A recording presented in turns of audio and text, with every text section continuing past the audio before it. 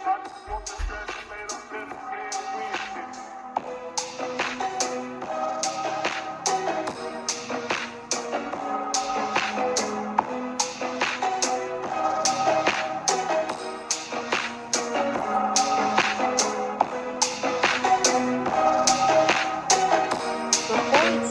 want you to know that I don't own the story or Game of Thrones. If I did, maybe it would have ended with another king on the Born throne. to be great. A Dragon Among Wolves. 290A.C. Winterfell. Caitlin.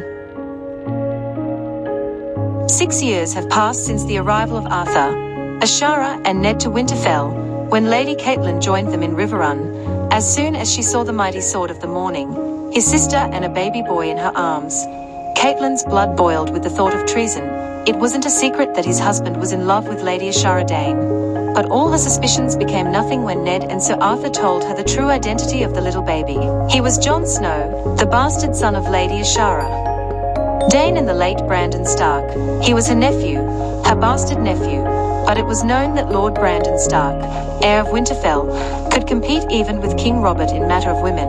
It wasn't a surprise that he fathered a bastard son. But the most important piece of their plan was her uncle, Sir Oswell Went.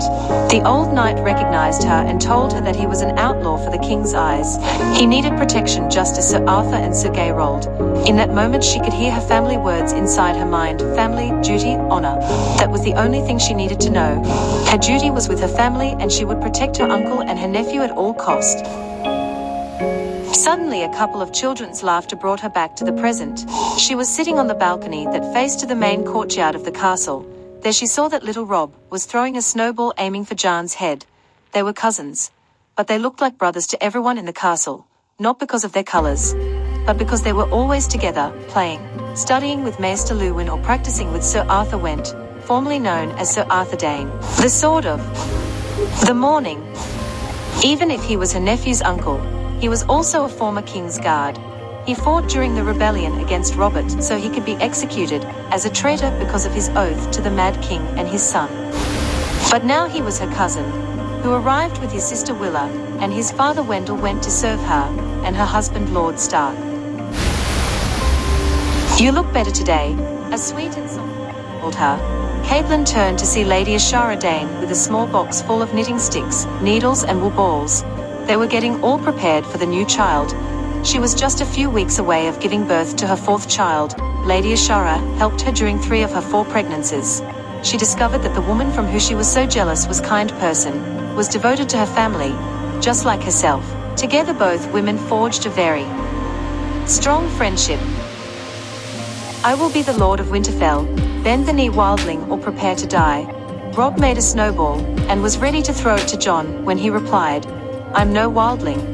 I'm Eamon the Dragon Knight, a knight of the 7 kingdoms, just like my uncle, Sir Arthur."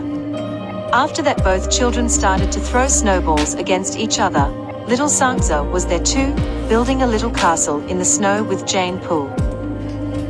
She taught Rob and Sansa from the day they could talk that they couldn't discriminate their cousin because of being a bastard.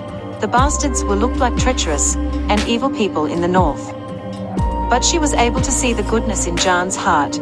He was always brooding, something that no one would expect from a 6-year-old boy. He was very quiet and polite. His mother and uncle were noble people. The boy was living among 3 knights. She thought it was obvious for Caitlin that the boy was in his way to be knighted by his uncle in the future. Maybe he could serve in Rob's household. Her son and her nephew had so much potential. They were the future. A prosperous future for the north.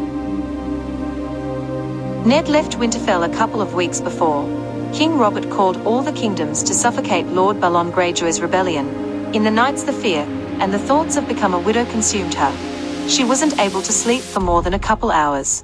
But her children kept her moving. She was the Lady of Winterfell, so she had to be present for her people when her husband wasn't present. Jon was a very quiet child. He was 6 years old. But unlike Rob, he always preferred to be careful with every step that he would take. He was always thinking about the many dangers that he could face. Though he was still a child, so he always followed Rob in every adventure that his cousin imagined. One day they slipped into the kitchen and ate an entire cake before supper. Lord and Lady Stark were furious just like his mother and his uncle. They were punished with no more desserts for 3 moons. Jon always felt Lord Stark's brooding glances. At first he thought that the Lord of Winterfell hated him for being his shopping mode brother's bastard. One day he was crying in his bedroom, when his mother entered. She sighted him on her lap and told him the reason of Lord Stark's conduct towards him. "He hates me because I'm a bastard," Jon said, trying to fight his tears. "He thinks that I want to hurt Robb, but he's my cousin. How could I hurt my own cousin?" A little note of anger arising in his voice. "Oh, my sweet boy.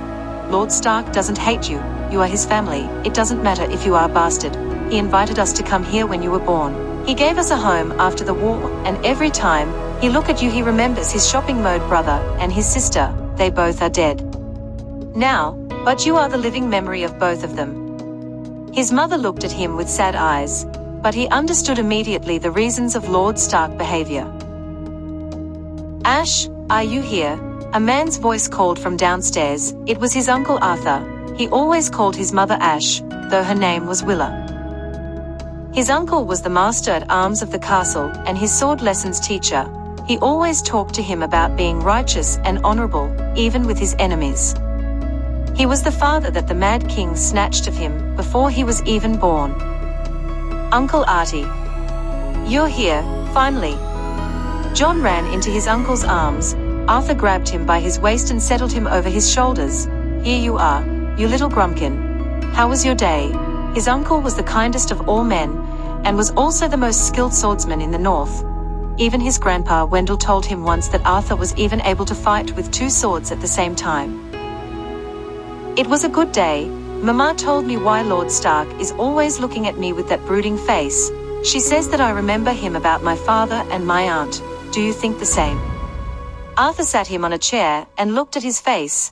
Suddenly his smile disappeared, as a tear emerged from his lilac eyes and rolled down his cheek. Jon was blessed with the Stark colors, grey eyes and dark brown, almost black, curls. But his face, he had Rhaegar's face, and behind those grey eyes, only Arthur was able to see the dark indigo eyes of his late friend. "Why are you crying, uncle?" Jon felt the sadness emanating from his uncle. He leaned closer to him and hugged him. "It's nothing, my boy. Your mama is right. You look just like your father." Jon saw how the smile returned to Arthur's face. "I have good news for you, little boy," Arthur said. Jon noticed a note of pride filling his voice. "I asked Lord Stark about your sword lessons, and he accepted my petition. You and Robb will start your sword lessons tomorrow after Master Luwin's lessons." Suddenly Jon felt an explosion inside him. He trained from time to time with his grandpa Wendell, or with Uncle Artie. But now he would train with Robb. They always planned to be wandering knights, like Dunk and Egg, and fight against those who made injustice against the innocent. That night Jon fell asleep instantly. He dreamed that he was in the middle of storm. 2 pair of eyes were looking at him. Both of them were red, just like if they were filled with fresh blood, sparking in the darkness. He started to walk towards them. Suddenly his jaw dropped with the image in front of him. A white wolf. It had the size of a small horse. And the creature beside the wolf only made him drop on his knees. A dragon, a white dragon piercing his eyes with his own. Suddenly he felt how a flame started to burn inside him. He could saw the light emanating from his chest. It wasn't a normal flame like the ones he always looked in the Great Hall's hearth. It was a blue flame. Jon was speechless. But then he heard a long howl followed by a big screech. Jon felt that it was a call. A call for what, he thought. He woke up in the morning with the memory of the big white wolf and the bigger white dragon. But everything passed to a second place when Robb entered to the room. He was very excited about the new lessons. "Let's go, Jon. We need to get ready for today," he said. Jon jumped from his bed and got himself ready for the day. It was the beginning of a new stage in their lives.